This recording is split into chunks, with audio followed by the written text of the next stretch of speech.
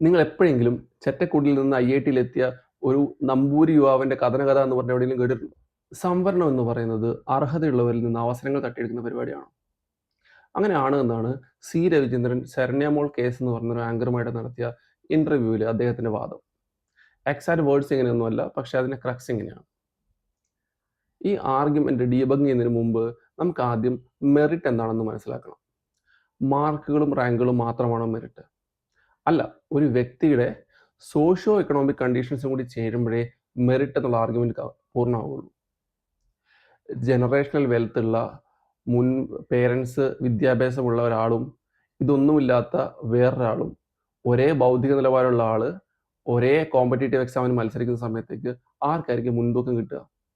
തീർച്ചയായിട്ടും better റിസോഴ്സിലേക്ക് access ഉള്ള, better ആയിട്ടുള്ള ഭൗതിക സാഹചര്യങ്ങളുള്ള ആൾക്കാർക്കും ബെറ്റർ ആയിട്ട് പെർഫോം ചെയ്യാൻ പറ്റുക. ഈ ഇൻഹറന്റ് ആയിട്ടുള്ള ഇംബാലൻസ് ഡ്രൈവ് ചെയ്യുന്നത് ജാതിയാണ്. ഈ പ്രശ്നം പരിഹരിക്കാൻ വേണ്ടിയിട്ടാണ് അവിടെ സംവരണം ഏർപ്പെടുത്തിയിരിക്കുന്നത്.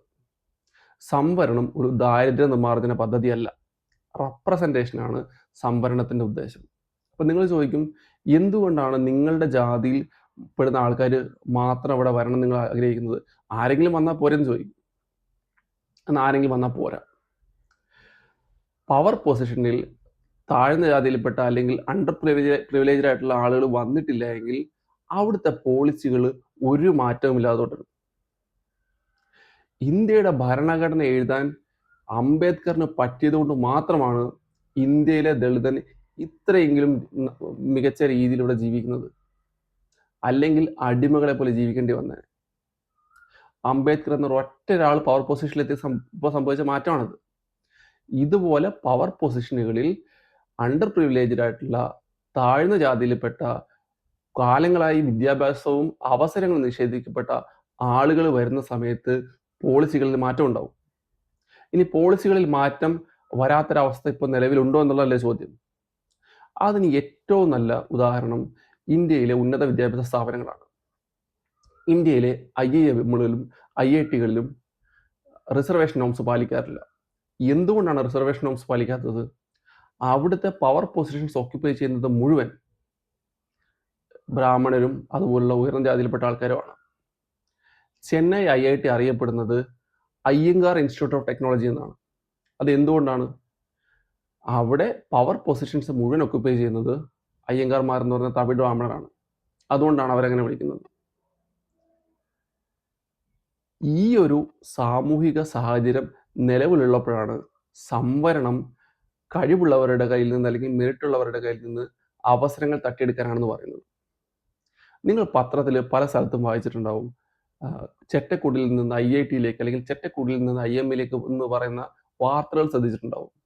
നിങ്ങൾ ആ വാർത്തകളുടെ പുറകെ പോയിട്ടുണ്ടെങ്കിൽ ഇതിൽ ഏതാണ്ട് 100% ദളിതരോ OBCയിൽപ്പെട്ട ആൾക്കാരായിരിക്കും. നിങ്ങൾ എപ്പോഴെങ്കിലും ചെറ്റക്കുടിയിൽ നിന്ന് IITയിലെത്തിയ ഒരു നമ്പൂരി യുവാവിന്റെ കഥന എന്ന് പറഞ്ഞ എവിടെയെങ്കിലും കേട്ടിട്ടുണ്ടോ? കേൾക്കില്ല. കാരണം അതാണ് ഇതിന്റെ പവർ ഡൈനാമിക്സ്. ഈ പവർ ഡൈനാമിക്സ് മനസ്സിലാക്കുക എന്നുള്ളത് വളരെ പ്രധാനമാണ്. ഇതിൽ ഏറ്റവും വലിയ മിസ്കൺസെപ്ഷൻ എന്ന് പറയുന്നത് ജനറൽ കാറ്റഗറിയിൽപ്പെട്ട അല്ലെങ്കിൽ മുന്നോക്ക ജാതിയിൽപ്പെട്ട ആളുകൾ റിസർവേഷനുള്ള ആളുകളുമായിട്ടാണ് മത്സരിക്കുന്നത് എന്നുള്ള തെറ്റിദ്ധാരണയാണ്. അതും തെറ്റാണ്. മുന്നോക്ക ജാതിയിലുള്ളവർ മുന്നോക്ക ജാതിയിൽ തന്നെ പെട്ട തങ്ങളെക്കാൾ മാർക്കുള്ള ആളുകളുമായി മത്സരിക്കാൻ കഴിവില്ലാതെയാണ് പുറന്തള്ളപ്പെടുന്നത്. അല്ലാതെ അതല്ലാതെ റിസർവേഷൻ കാറ്റഗറിയിലുള്ള ആളുകൾ ഇവരുടെ അവസരങ്ങൾ തട്ടിയെടുക്കുന്നതല്ല. ഇതാണ് ആദ്യം മനസ്സിലാക്കേണ്ടത്. നിങ്ങൾ മത്സരിക്കുന്നത് നിങ്ങളുടെ ജാതിയിൽപ്പെട്ട ആൾക്കാരായിട്ടാണ്.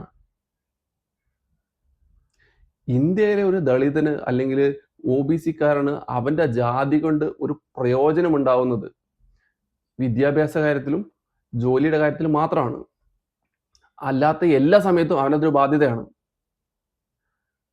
കോളേജിൽ കയറിയാൽ തന്നെ അവിടുത്തെ അധ്യാപകരിൽ നിന്ന് മാനസികമായിട്ട് പീഡനങ്ങൾ നേരിടേണ്ടി വരും, ജാതി വിവേചനങ്ങൾ നേരിടേണ്ടി വരും.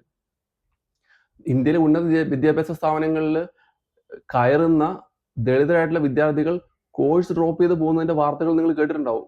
എന്തുകൊണ്ടാണ് അത് സംഭവിക്കുന്നത്? പലപ്പോഴും ഈ ഉന്നത ജാതിയിൽപ്പെട്ട ആൾക്കാരുടെ ഹരാസ്മെന്റും മറ്റ് പീഡനങ്ങളും കാരണമാണ്. ഈ പ്രശ്നം അവിടെ നിലനിൽക്കുന്നുണ്ട്. ഇന്ത്യയുടെ രാഷ്ട്രപതിക്ക് ജാതി വിവേചനം നേരിട്ടിട്ടില്ലേ? അപ്പോൾ ഈ ഒരു പ്രശ്നം അക്നോളഡ്ജ് പോലും ചെയ്യാൻ തയ്യാറാവാത്ത ആളുകളാണ് സംവരണത്തെ വന്നിരുന്ന് കുറ്റം പറയുന്നത്.